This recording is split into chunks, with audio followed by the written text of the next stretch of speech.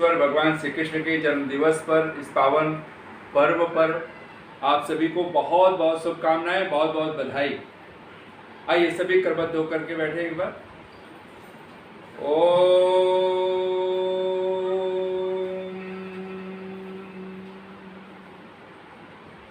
मधुमन्मे निक्रमणम् मधुमन्मे परायणम् वाचा वदामि मधुमत् भूयासं मधुसन्दृशः।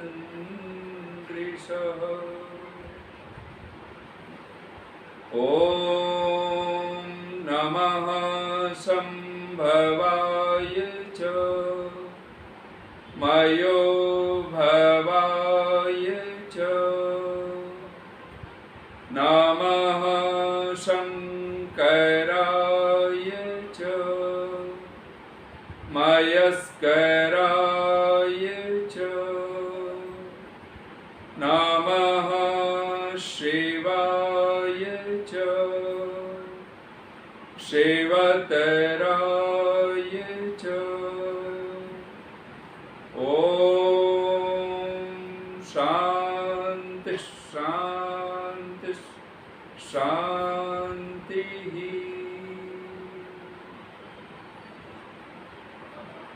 आर्य समाज ललितपुर के पावन तत्वावधान में आप सबका ये नेट के माध्यम से ये वैदिक सत्संग का पावन अभियान और इस कार्यक्रम में जुड़े हुए सभी देश से, विदेश से, दिल्ली आदि प्रांतों से, सभी प्रांतों से जहाँ से भी आप लोग जुड़े हुए, आप सबको सादर नमन।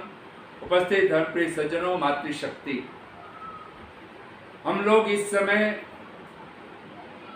योगेश्वर भगवान श्री कृष्ण, जिनका जीवन आज अगर हम देख रहे हैं तो बहुत विवादास्पद है, और आज भारतवर्ष में नहीं पूरे विश्व भर में अगर हम देखें तो भगवान कृष्ण ही एक ऐसा व्यक्तित्व है कि जिनके अभी 5000 वर्ष हुए हैं, बल्कि इतना विवादास्पद जीवन भगवान राम का नहीं है जो लाखों वर्ष पुराना है। 9 लाख वर्ष लगभग जिस महापुरुष को हो गए, उसका जीवन फिर भी कहीं न कहीं मर्यादा पुरुषोत्तम राम के नाम से, और वो ये समाज में प्रतिष्ठित है। आज भी जब कोई कहता है कि राजा हो तो कैसा हो, तो लोग कहते हैं राजा राम जैसा। आज भी राजा राम, ये शब्द राम राज्य, ये बहुत प्रसिद्ध है। लेकिन ऐसा क्या हुआ कि 5000 वर्षों में, कोई 5000 वर्ष ही तो हुआ ना अभी द्वापर युग से, और हम लोग को कलयुग में प्रवेश किए हुए, और भगवान कृष्ण का जीवन इतना विवादास्पद हो जाए कि ऐसे भारतवर्ष में कुछ लोग तो वे लोग हैं जो अपने लड्डू गोपाल से बाहर ही नहीं निकलने को राजी हैं। वो कृष्ण को अभी बिल्कुल बाल कृष्ण ही मान करके, और वो पूरा जीवन अभी वो माखन ही खाएंगे।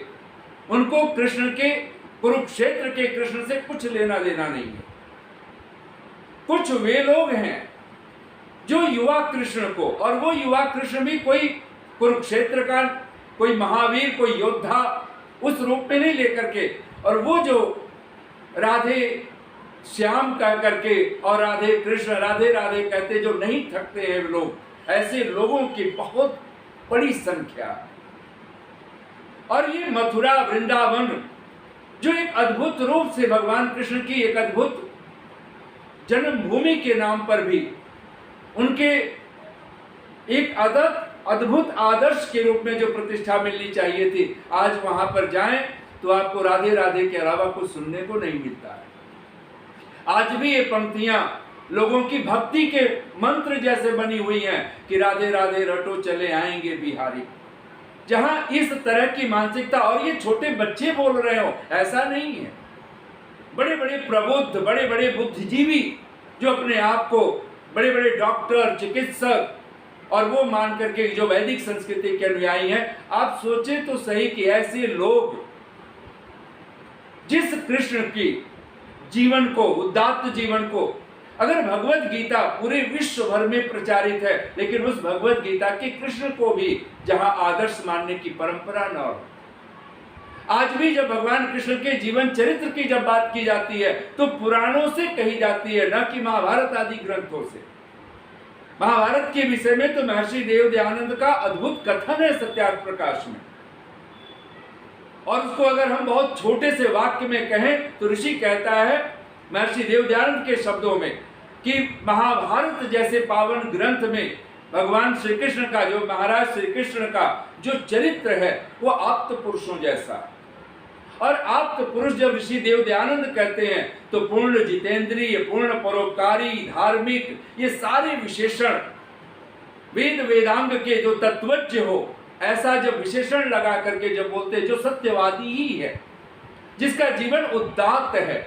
और महर्षि देवदयानंद कहते हैं जन्म से लेकर के मृत्यु पर्यंत जिसने कुछ भी गलत कार्य न किया हो, ऐसा कोई जीवन है।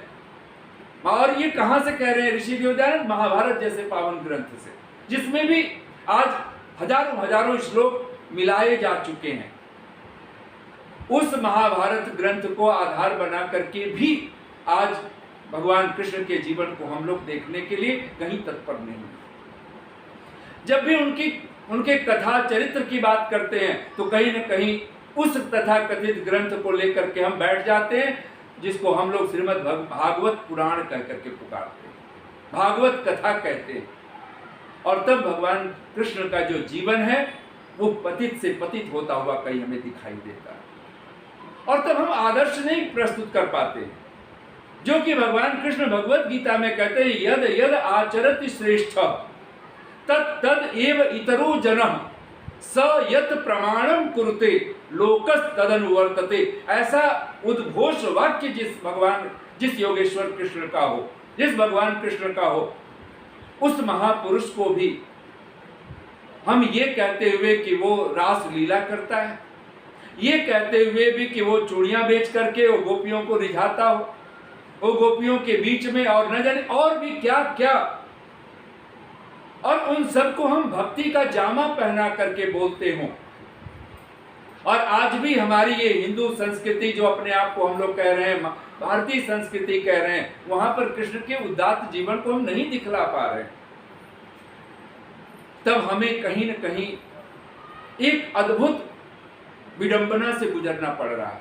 और ये वो काल जहां पर महर्षि देवदयानंद जैसे अनेक अनेक महापुरुषों ने भगवान कृष्ण के अद्भुत जीवन चरित्र को स्वीकार किया है, और हम क्यों इस संस्कृति को, जो यह आदर्श है, जो अद्भुत है, हम उसको क्यों नहीं समाज में प्रतिष्ठापित कर पा रहे? जो ज्ञान की पराकाष्ठा आज भी कोई अगर हिंदुओं से अगर हम पूछ लेते, लोगों से पूछ लेते, भारत में रहने वालों से, तो लोग वेद का नाम नहीं लेते हैं, लेकिन अगर धर्म ग्रंथ का नाम लेते हैं, कोई पूछ ले कि आपका धर्म ग्रंथ क्या है, जैसे अन्य लोगों के मत मजहबों के ग्रंथ हैं, तो लोग कहते हैं गीता, क्योंकि गीता शब्द श्रीमद् भगवत गीता ये सबकी जबान पर है, लेकिन भगवत गीता में है क्या ये किसी की जबान पर नहीं है, ये किसी के हृदय में नहीं है, मानस में नहीं। तब हमें कहीं बहुत बार ये सोचने की कि हम लोग हर साल भगवान कृष्ण की जन्माष्टमी मना रहे हैं, और करीब करीब 150 वर्ष तो आर्य समाज की स्थापना हुए हो गए, हम न ऋषि दयानंद को स्थापित कर पा रहे हैं समाज में। हमारे प्रधानमंत्री महाराज अनेक अनेक संतों के, अनेक अनेक महापुरुषों का नाम लेते हैं, ठीक है, हमें संतोष करना पड़ता है कि राम प्रसाद बिस्मिल का नाम लिया तो मानो ऋषि देवदयानंद का ही नाम लिया, सरदार भगत सिंह का नाम लिया तो लिया ही भगवान वो महर्षि देवदयानंद का ही नाम लिया, लेकिन ये संतोष काफी नहीं। क्यों नहीं उस मानस में एक प्रधानमंत्री का हम क्यों नहीं दिखला पाए? हमारी संस्थाएं क्यों नहीं उस तरह से कर पाई कि जो राष्ट्रपति हो या फिर कोई प्रधानमंत्री हो या कोई छोटा से छोटा निगम पार्षद भी हो, जब भी अगर वो राष्ट्र की बात आए तो उसको सबसे पहला चेहरा अगर कोई सचमुच में कोई दिखना चाहिए, कोई नाम उसके हृदय में मनो मस्तिष्क में उभरना चाहिए, वो महर्षि देवदयानंद का होना चाहिए, उभरना ही चाहिए पहला नाम अगर किसी के मुख से निकले, क्योंकि जिस व्यक्ति ने हमें अपने धर्म शास्त्र से, अपनी संस्कृति से जोड़ा, आज जो इतना धर्म के नाम पर, मजहब के नाम पर आतंक, तब हम कहीं विचार करने को विवश हैं।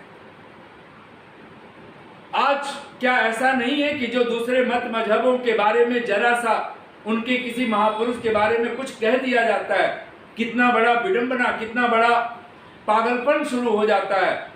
और आज क्या वही घटना नहीं है कि कोई हमारे भगवान कृष्ण के बारे में कहे, और लिखा हुआ है पुराणों में, तो कोई कहेगा, फिर हम कहेंगे कि वो हमारी निंदा कर रहा है, तो फिर ये सोचने की बात है। भगवान कृष्ण के जो वचन, और वहां भगवान कृष्ण का एक वाक्य आप सब बोल लीजिए, तस्मात् शास्त्रम प्रमाणम। ये भगवान कृष्ण के शब्द हैं भगवत गीता में, बहुत छोटा सा वाक्य मैंने बोला है, तस्मात् शास्त्रम प्रमाणम। और ये कोई आर्य समाज के विद्वानों ने, कोई महर्षि देव दयानंद ने अर्थ नहीं किया है। गीता प्रेस गोरखपुर से जो अनेक अनेक चिंतकों ने, जिन्होंने भी भाष्य किया है, और खास करके जय दयाल गोविंद का, जब वो शास्त्रम प्रमाणम की बात करते हैं, भगवान कृष्ण की शास्त्र ही प्रमाण है। जब भी कार्य अकार्य में निर्णय लेना हो कि क्या करने योग्य है, क्या नहीं करने योग्य है, कौन से कर्तव्य कर्म है और कौन से कर्तव्य कर्म नहीं है, तो कहते हैं शास्त्रम प्रमाणम। और शास्त्रम का अर्थ क्या किया है? जय दयाल गोविंद का जैसा लेखक चिंतक भी कहता है, वेद शास्त्रम। शास्त्रम का अर्थ ही वेद शास्त्र है। जब भगवान वेद व्यास वेदांत शास्त्र का प्रारंभ करते हैं, और वहां पे अथातो ब्रह्म जिज्ञासा और जन्माद्यास्यतः शास्त्र योनित्वात् आदि शंकराचार्य, जिनके 3 ग्रंथ अद्भुत रूप से वो जिसको मान्यता में रखते हैं, और आदि शंकर को पढ़ करके, सुन करके भी महर्षि देव दयानंद को, अगर भगवान कृष्ण को, योगेश्वर कृष्ण को अगर हम न समझ पाए और वो समाज में प्रतिष्ठा न दे पाए, तो अभागे हैं हम लोग। वो एक वेदांत शास्त्र को, दूसरा भगवत गीता को, और तीसरा उपनिषद को अत्यंत महत्व देते हैं, और इसको प्रस्थान त्रयी कह करके पुकारते हैं। आदि शंकर वो भी जब शास्त्र योनित्वात् की जब बात करते हैं, तो वहां पर शास्त्रम वेद कह करके पुकारा है, यानी वेद शास्त्र का जो योनि है, जो कारण है, जो मूल है, वो परमात्मा है।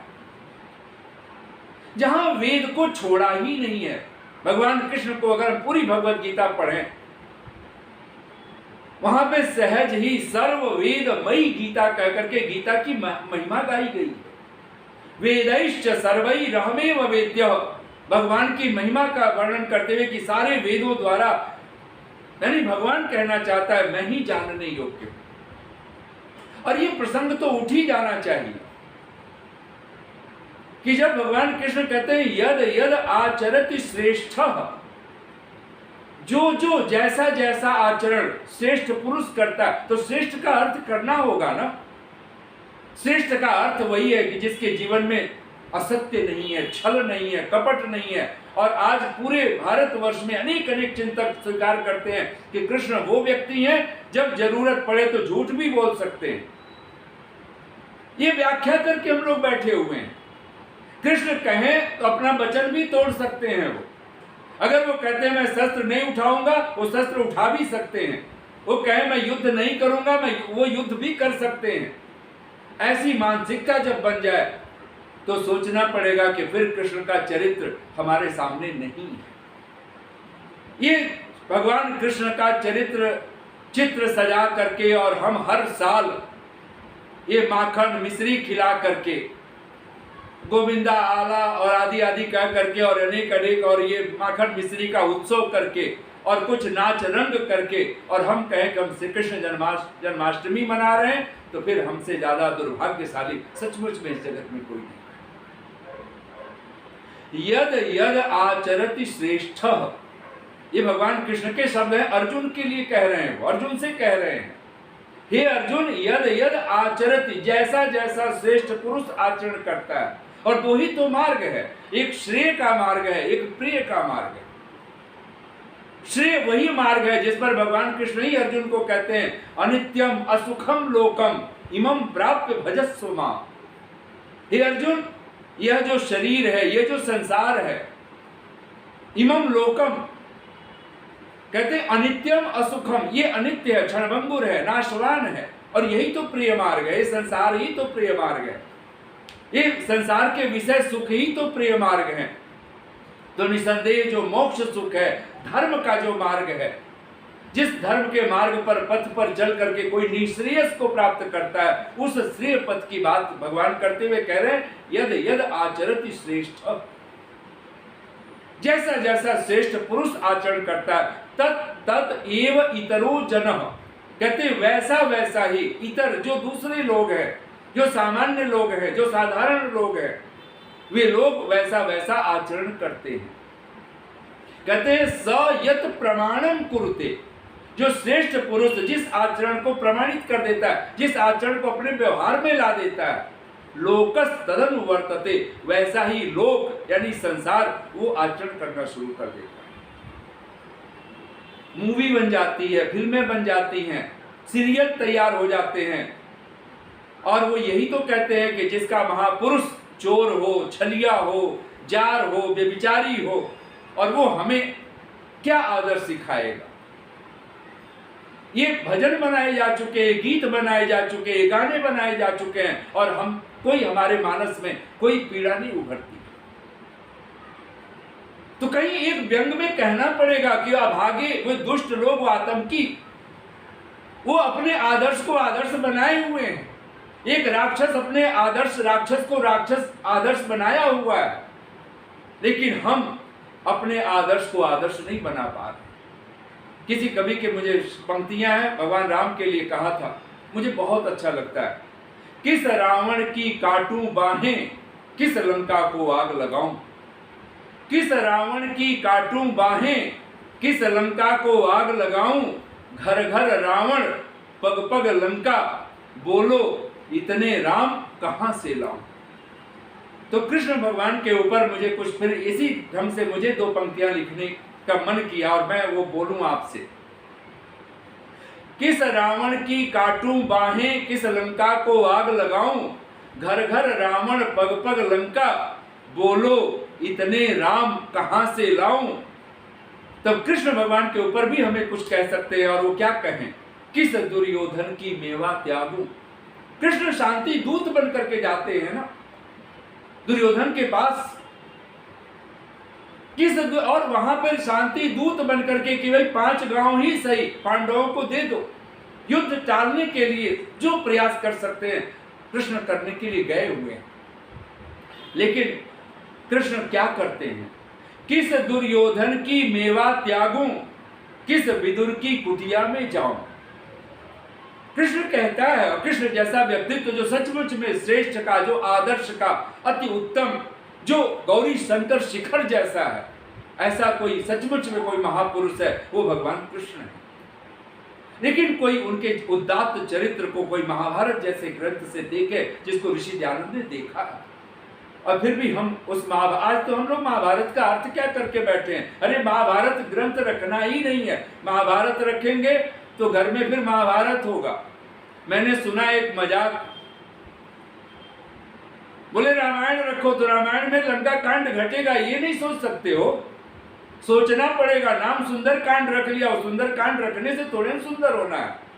अगर समझ नहीं है, पात्रता नहीं है, तो रामायण रख लो कि महाभारत रख लो, तुम्हारे घर में महाभारत ही होगा, अगर जो अर्थ लेकर के हम बैठे हुए हैं।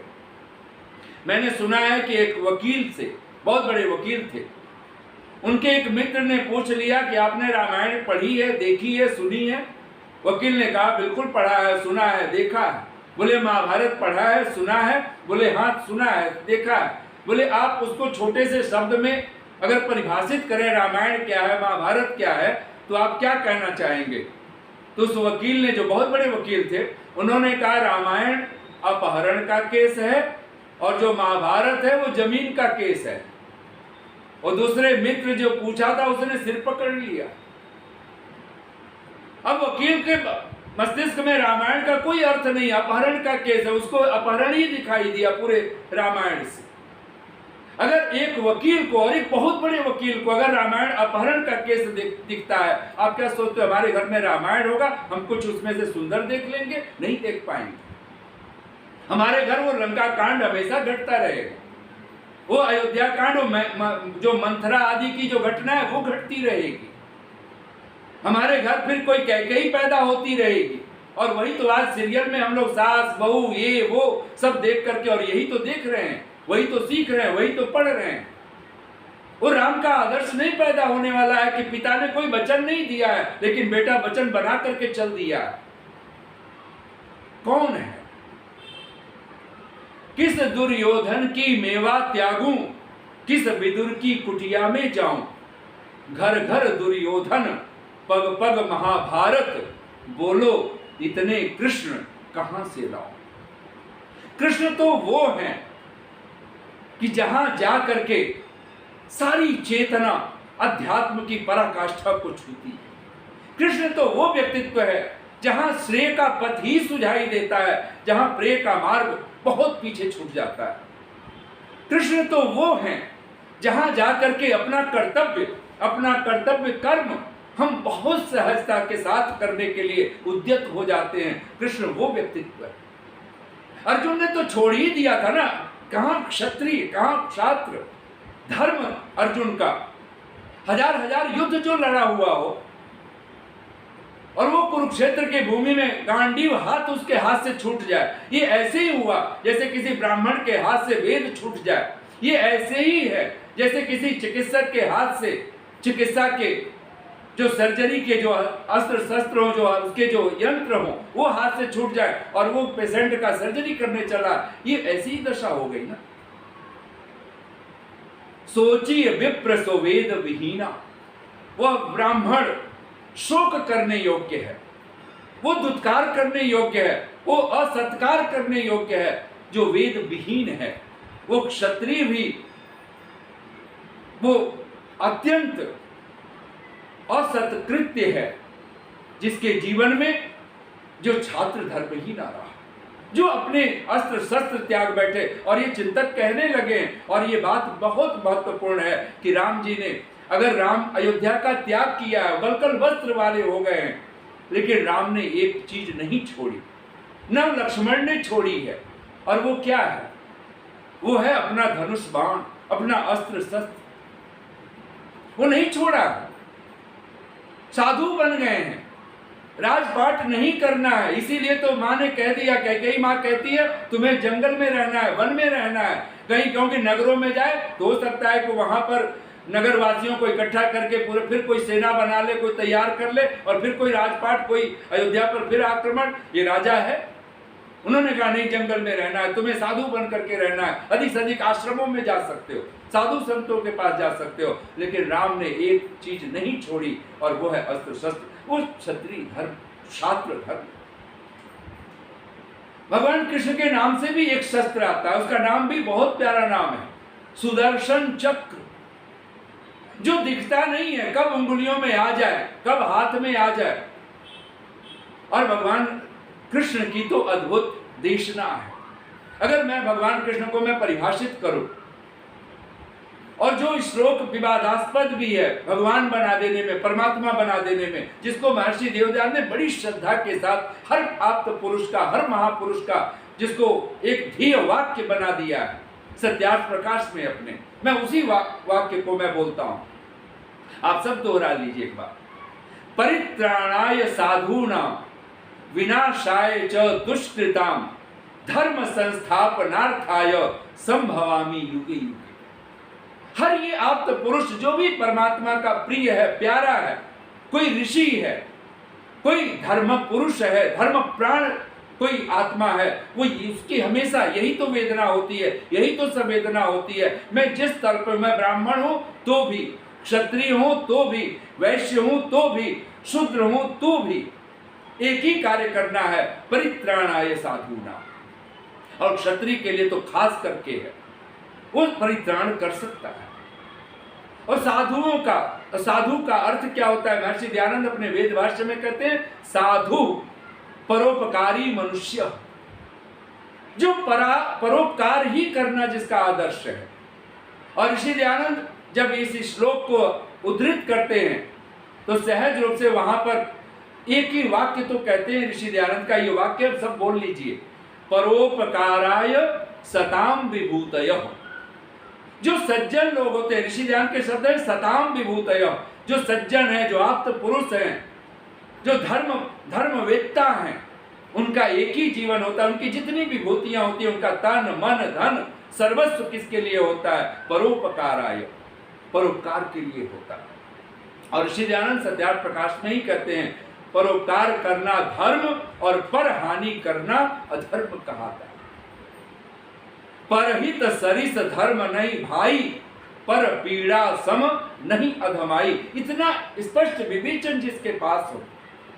परित्राणाय साधूना विनाशाय च दुष्कृताम, जो दुष्कर्म करने वाले दुष्कृत कर्मा है, उनका विनाश ये हर क्षत्रिय का, हर योद्धा का, हर राजा का, हर राजपुरुष का, हर मनुष्य का ये कर्तव्य होना चाहिए। आपके घर में, आपके परिवार में आज भी हम लोग क्या करते हैं, अपने बेटे को और अपनी बहू को, आज भी हम बेटे का नाम सीधा कहें कि ना कहें, लेकिन कहते हैं।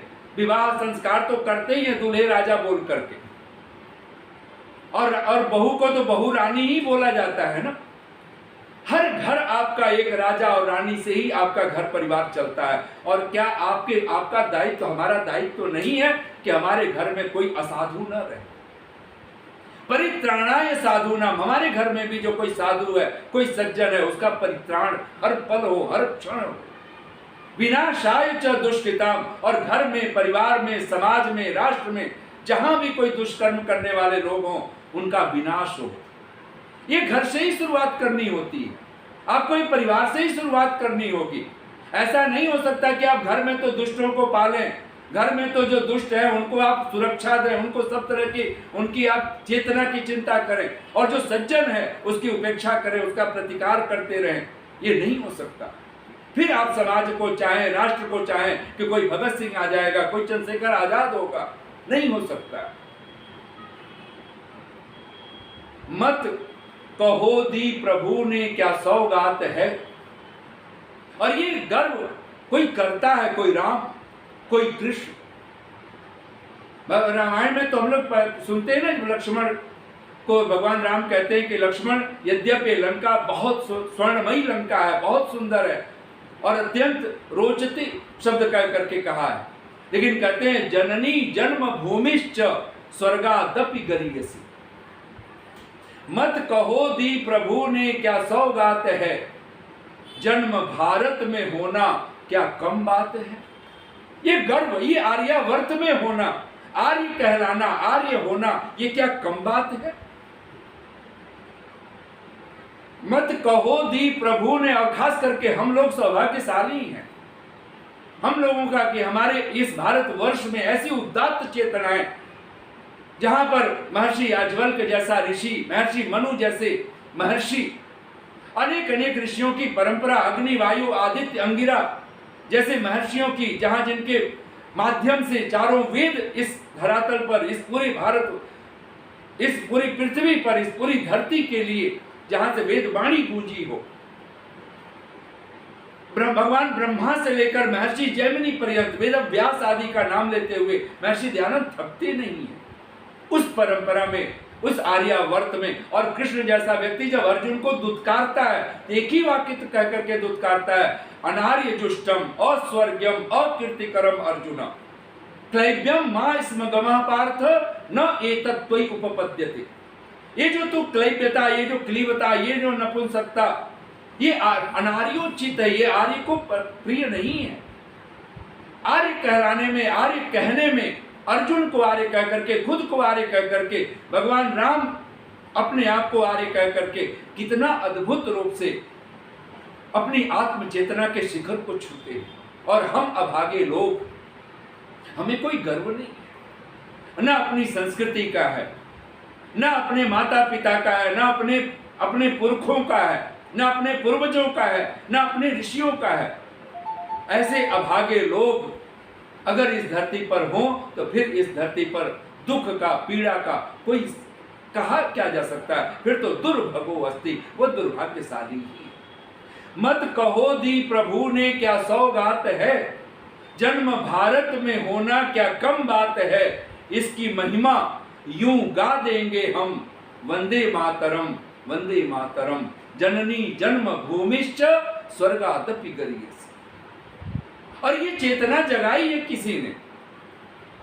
कुरुक्षेत्र की भूमि को धर्म क्षेत्र कह करके, जहां पर भगवान वेदव्यास संजय उवाच कह करके और वहां पर अपने भगवत गीता का प्रारंभ करते हैं।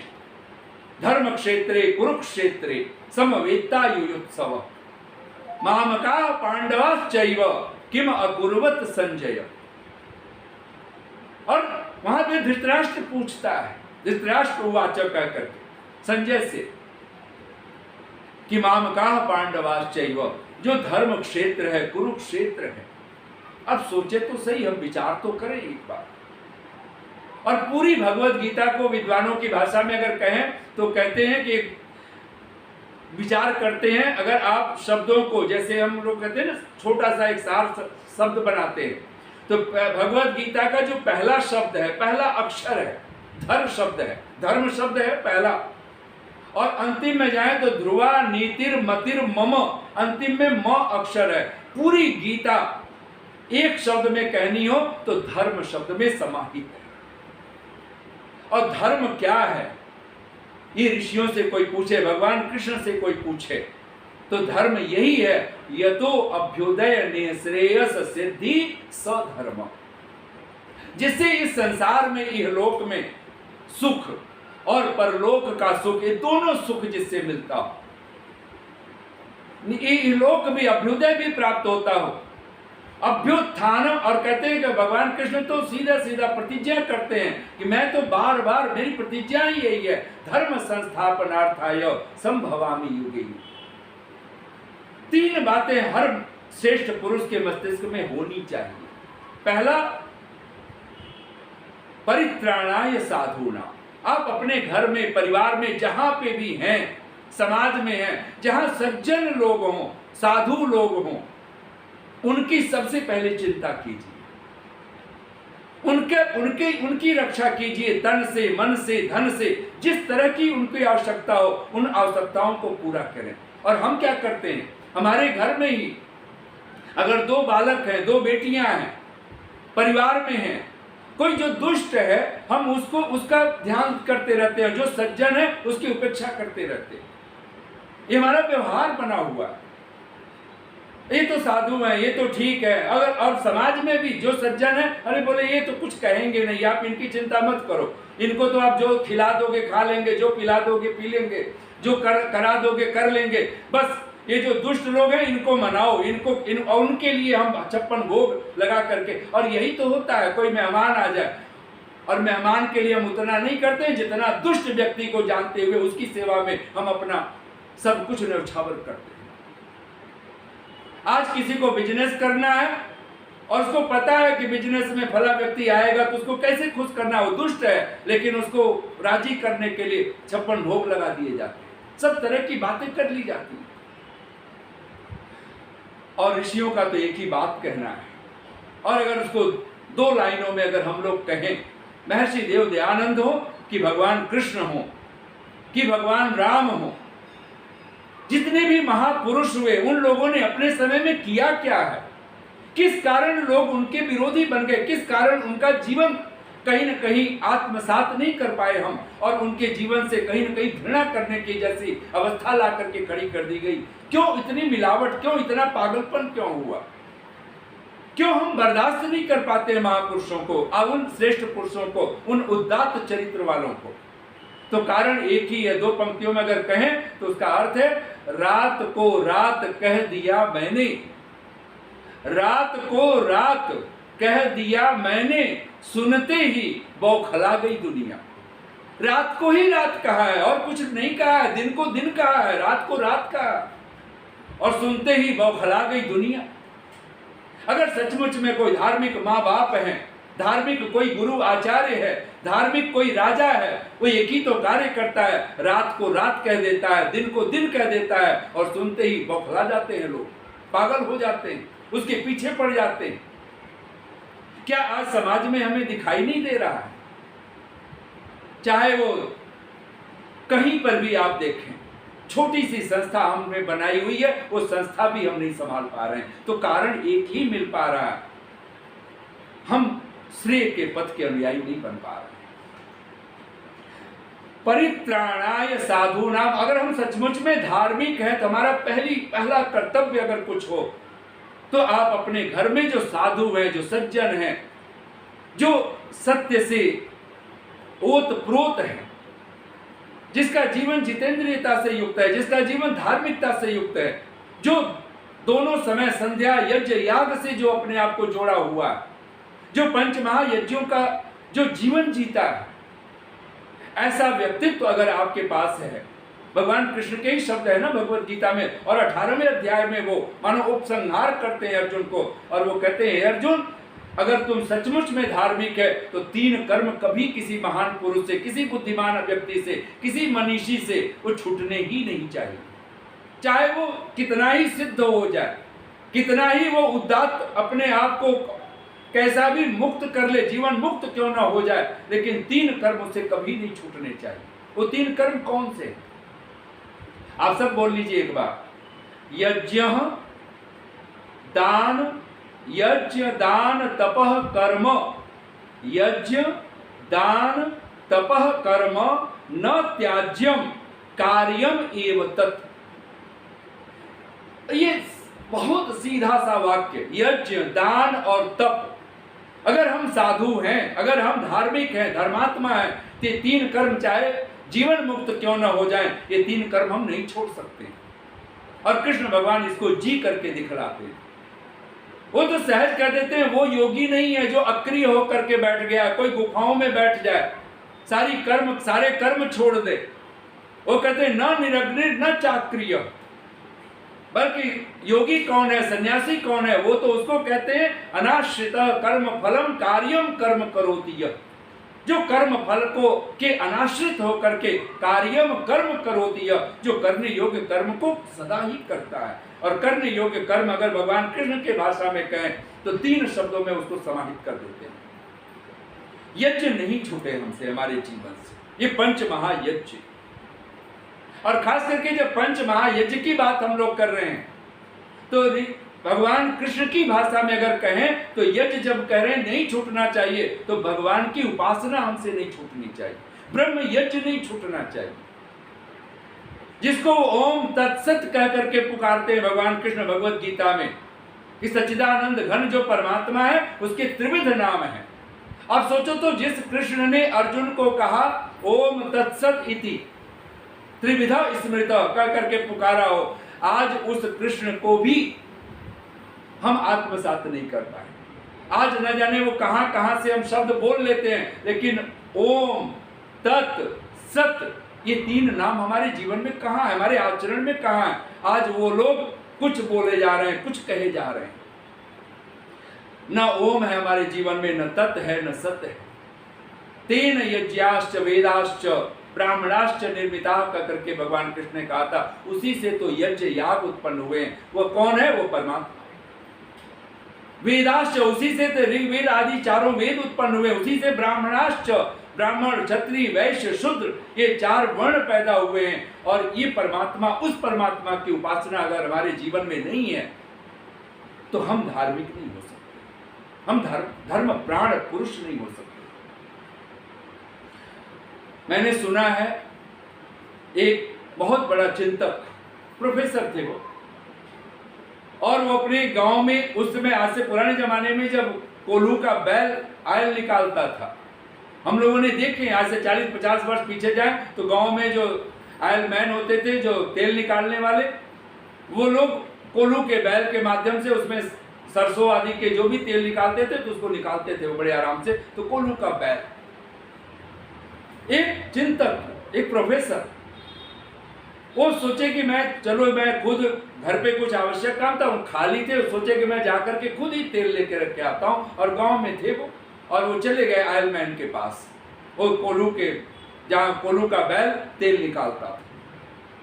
तो देखा कि कोल्हू का बैल तो चल रहा है, लेकिन वहां कोई आदमी नहीं है, उस बैल को कोई हाँकने वाला नहीं है। एक दूर देखा, फिर थोड़ी दृष्टि दौड़ाई तो देखा एक दूर खेत के झुरमुट में जहाँ पे कुछ फसलें उगी हुई हैं, वहां पर एक व्यक्ति अपने खेतों में कुछ काम कर रहा है। तो सोचा कि आवाज दिया इसने कि मुझे तेल चाहिए, तो वो व्यक्ति झुरमुट से निकला हुआ, वो खेतों में जो काम करता था, किसान होगा या जो व्यक्ति होगा, वो आया दौड़ करके, तो चिंतक के बिल्कुल पास आ गया प्रोफेसर के, और वो कहा कि भाई मुझे सरसों का तेल लेना है, मस्टर्ड आयल तो मुझे चाहिए, लेकिन मैं एक चिंतक हूं, मुझे एक बात पूछनी है। ये ठीक है कि कोल्हू का बैल चल रहा है, लेकिन आप अगर बैल हो सकता है ना कि खड़ा हो जाए, ठहर जाए और तेल ना निकले, क्योंकि आप तो दूर अपने खेतों में काम कर रहे हो, कुछ और काम कर रहे हो। तो उस किसान ने कहा, आप देखे नहीं, हमने बैल के आंखों पे पट्टी बांध रखी है। आपने देखा होगा कोल्हू के बैल, उनकी आंखों पे पट्टियां बंधी होती है, हमने पट्टी बांध रखी है, बैल को देखना ही नहीं है। तो बोले ठीक है, नहीं देखता है वो, लेकिन पीछे कोई फिर भी एक व्यक्ति तो होना तो चाहिए ना, कि जो उसको हाके, कहीं रुक जाए, हो सकता है बैल कहीं खड़ा हो जाए, ठहर जाए, तो तुम क्या करोगे। तो उसने कहा आपने ध्यान नहीं दिया, हमने इस बैल के गले में घंटी लटका रखी है, ये घंटी बजती है। होता है ऐसा कई बार, ये बैल रुक जाता है, ये प्रमाद करता है, आलस्य करता है, तो ठहर जाता है, खड़ा हो जाता है, तो घंटी बजनी बंद हो जाती है। हम दौड़ करके इतनी दूरी पर ही होते हैं कि जहां से घंटी रुकी नहीं, हम दौड़ करके आकर के इसको हाँक देते हैं, तो बैल को पता ही नहीं चलता है कि हमारे पीछे कोई नहीं चल रहा। प्रोफेसर आनंदित हुआ इस बात को सुन करके कि ठीक है, ये बात तो बिल्कुल ठीक है। लेकिन तब तक वो चलते चलते बिल्कुल कोल्हू के बैल के पास नजदीक पहुंच गए थे, बातचीत करते करते। उस चिंतक ने कहा लेकिन ऐसा भी तो हो सकता है कि बैल खड़ा हो जाए एक ही जगह पर और केवल गर्दन दाएं बाएं हिलाए और घंटी बजे। कहते हैं उस किसान ने उस चिंतक के, प्रोफेसर के मुंह पर उंगली रख दिया। उसने कहा महाराज कहीं बैल ने सुन ली तो सारा धंधा चौपट हो जाएगा, क्योंकि ये तो हमने भी नहीं सोचा है कि बैल खड़ा होकर के भी दाएं बाएं गर्दन हिला सकता और घंटी बज सकती। फिर तो एक आदमी को हमेशा पीछे पीछे घूमना पड़ेगा इसके। अब ये भले हाथ से कहानी लगे, लेकिन आज अगर हम लोग देखें, वो बैल कोई और नहीं, वो हम ही लोग हैं। कोई राम, कोई कृष्ण, कोई बड़े से बड़ा महापुरुष, कोई आप्त पुरुष, कोई महर्षि देव दयानंद जैसा चिंतक, वो लोग आते हैं, वो कृष्ण के ऊपर, वो हमने कृष्ण की कथा नहीं सुनना चाहते हैं, हम भी आंख पर पट्टियां बांध करके और वही कोल्हू का बैल बन करके, और कोल्हू का बैल चले जिंदगी भर, पहुंचना कहां, गोल गोल चल रहा है ना। हम भी सारी जिंदगी आए थे रोते हुए और जाने लगे फिर रोना आ जाए। इसका मतलब क्या हुआ, 100 साल की आयु हमने पाई हो, पैदा हुए थे, जिस बचपन में पैदा होते हुए आए थे, रोते हुए पैदा हुए, और जाने का क्षण आ जाए फिर रोना आ जाए। इसका मतलब चले 100 बरस, पहुंचे कहीं भी नहीं, वही रोने से शुरू और रोने पर खत्म। मैंने एक साधु को सुना, अपने शिष्यों को कह रहे थे कि जहां तक मैं अनुभव की बात कहूं तो लोग नरक से आते हैं और नरक में ही वापस लौट जाते हैं। तो शिष्यों में कोई आज एक आधुनिक शिष्य था, उसने कहा महाराज अगर आप ये अनुभव की बात करते हैं तो ये बात तो चलो मान लिया कि आप भी आए हो इस संसार में, तो आप भी नरक से आए, हम सब नरक से आए, ये बात ठीक है, लोग नरक से आते हैं, लेकिन लोग नरक में ही चले जाते हैं, ये आपका अनुभव कैसे हो सकता है। क्षमा कीजिए, अभी आप यही हैं, अभी आप गुरुदेव आप गए नहीं हैं, आप अभी इसी संसार में हैं, तो ये आपका अनुभव कैसे हो सकता है। तो कहते हैं गुरु हंस पड़ा, वो आचार्य हंसा। उसने कहा देखो ये अनुभव की बात है, बिल्कुल अनुभव की बात कह रहा हूं, लोग नरक से ही आते हैं, लोग नरक में ही वापस लौट जाते हैं। उसने कहा हाथ जोड़ करके फिर आप इसका कुछ प्रमाण तो दीजिए, कोई ढंग, कोई उदाहरण तो दे। गुरु ने कहा देखो हम पैदा हुए, आए जगत में तो रोते हुए आए, और रोते हुए आना इस बात का प्रमाण है, प्रतीक है कि अच्छी जगह से नहीं आए, नरक से ही आना हुआ। बात सभी राजी हो गए, हाँ बात ठीक है, रोते हुए आए हैं तो रोते हुए आना, ये हंसते हुए ना आना, ये बिल्कुल पक्का प्रमाण है कि नरक से ही यात्रा हुई है। और वो गुरु कहता है एक बात और सुन लो, यहां से जब भी मैंने किसी को जाते हुए देखा है तो सबको रोना आ गया, तो रोते हुए जाने के समय फिर रोना आ जाना इस बात का प्रतीक है कि फिर किसी अच्छी जगह पे नहीं जा रहा। आज हम देखें तो कबीर तो कह देते हैं ना, कबीरा जब हम पैदा हुए जग हासा हम रोए, अब हम ऐसी कर चलें हम हासे जग रोए। अगर सचमुच में भगवान कृष्ण से कुछ सीखने जैसा है, जितना दुख जितनी झंझावात उनके जीवन में है, उन झंझावातों के बीच में भी प्रतीकात्मक ही सही वो वेणु वो बांसुरी अद्भुत है। कभी रखा हो ओठों पे बचपन में तो अद्भुत है। और सचमुच में भगवान कृष्ण इसी बात के तो सांकेतिक प्रतीकात्मक प्रतीक है, धर्म के परम प्रतीक हैं कि भगवान कृष्ण हंसते हुए धर्म के प्रतीक हैं। वो चाहते हैं कि इस संसार से जब जाने की बात आए तो हम हंसते हुए विदा लें, फिर रोने की बात ना हो। और ये तभी संभव है जब हमारे जीवन में धर्म हो, अर्थ हो, काम हो, और शायद उस अवस्था में ही हम मोक्ष तक पहुंचने के अधिकारी बने, पात्र बने।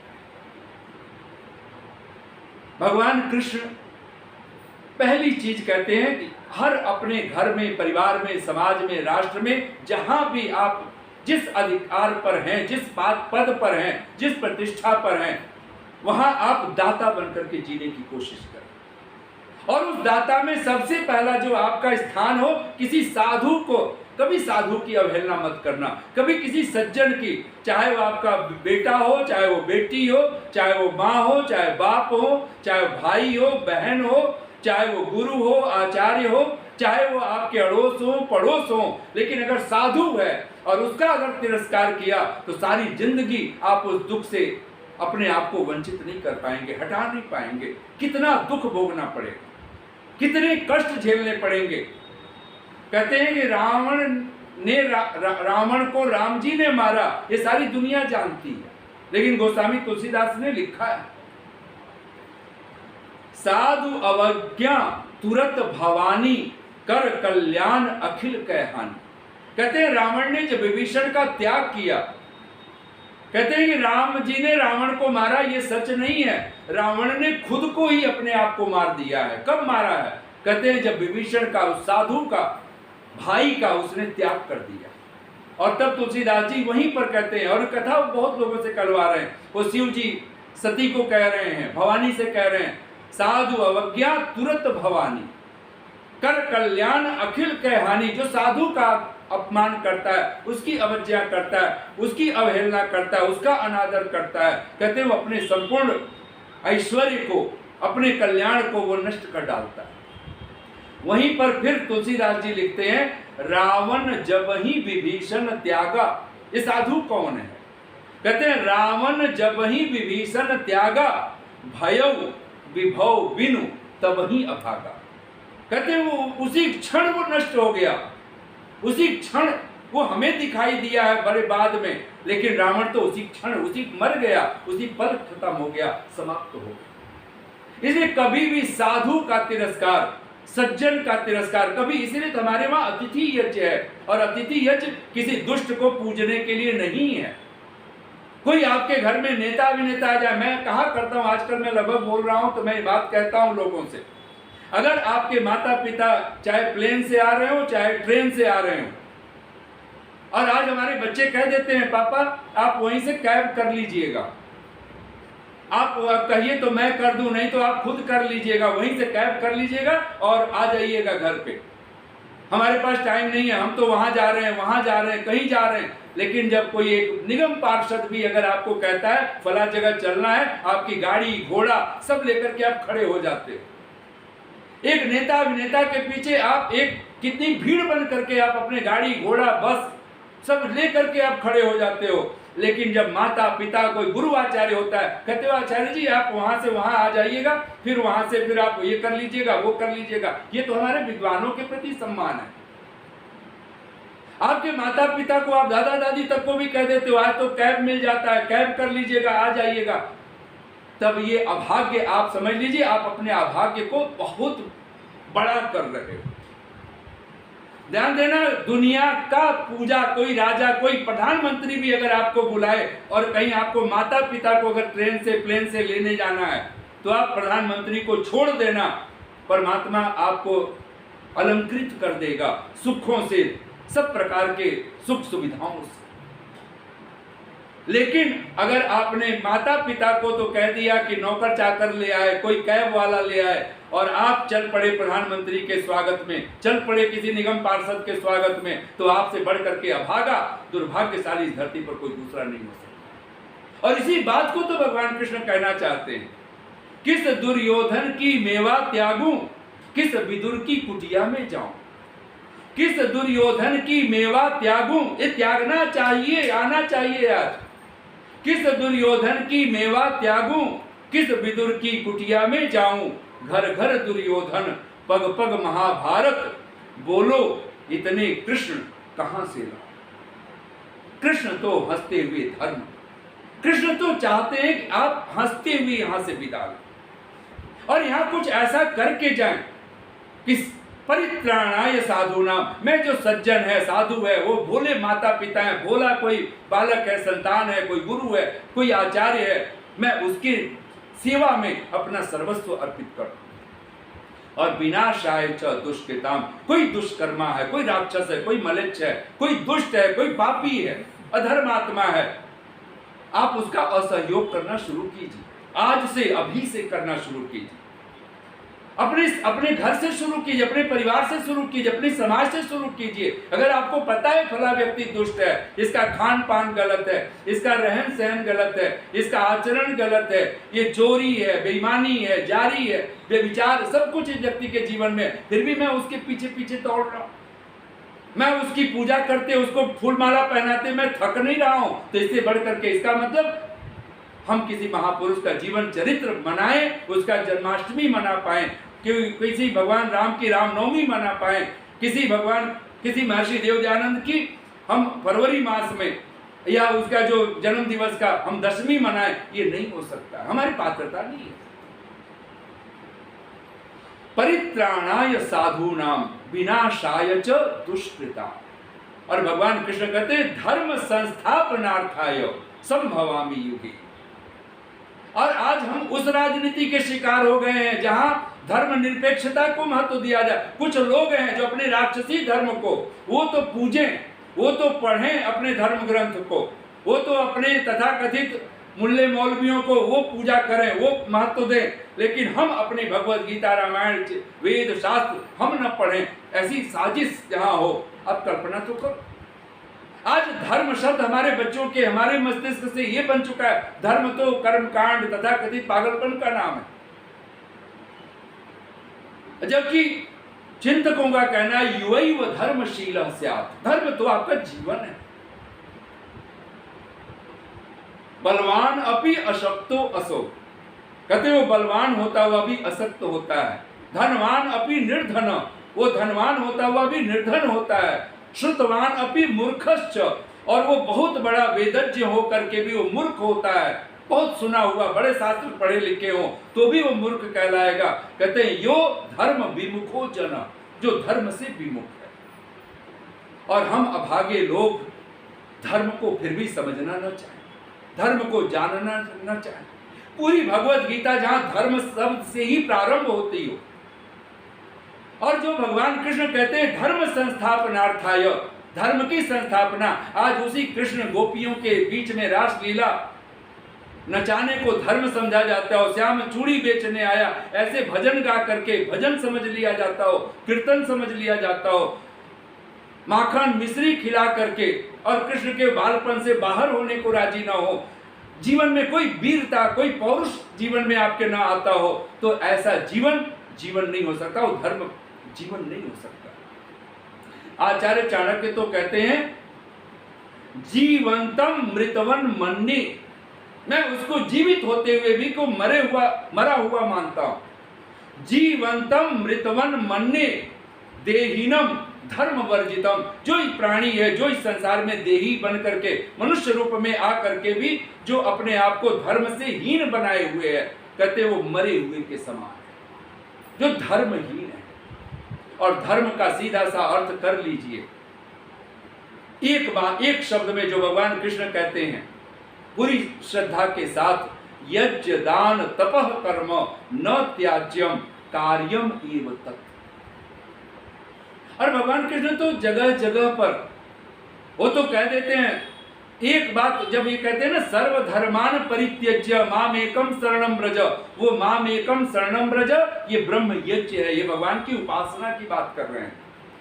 जिस दिन आप भगवान को अपना सर्वस्व बना लोगे, जिस दिन परमात्मा को उस एक को ही अपना सर्वस्व बना लेंगे, जिसके लिए महर्षि देवदयानंद सत्यार्थ प्रकाश में कहते हैं कि जो, बोल लीजिए एक बार आप सभी भी, क्योंकि समय तो होने वाला है और हम लोगों को तो चाहे कितना भी समय हो कम ही पड़ जाता है, तो फिर भी आप एक बार बोलिए, जो परमेश्वर की स्तुति प्रार्थना और उपासना नहीं करता, ये सत्यार्थ प्रकाश में वचन है महर्षि देवदयानंद के, जो परमेश्वर की स्तुति प्रार्थना और उपासना नहीं करता वह कृतघ्न और महामूर्ख भी होता है।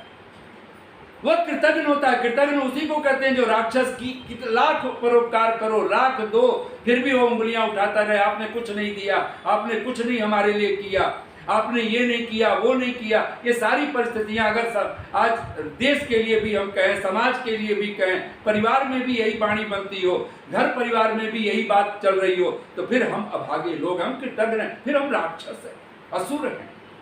और कहते हैं महामूर्ख, जो भगवान की उपासना नहीं करता महामूर्ख। महामूर्ख वही है कि जो जिस डाल पर बैठा उसी डाल को काट रहा है, और ऐसे काट रहा है कि डाल भी गिरेगी और वो खुद भी गिरेगा।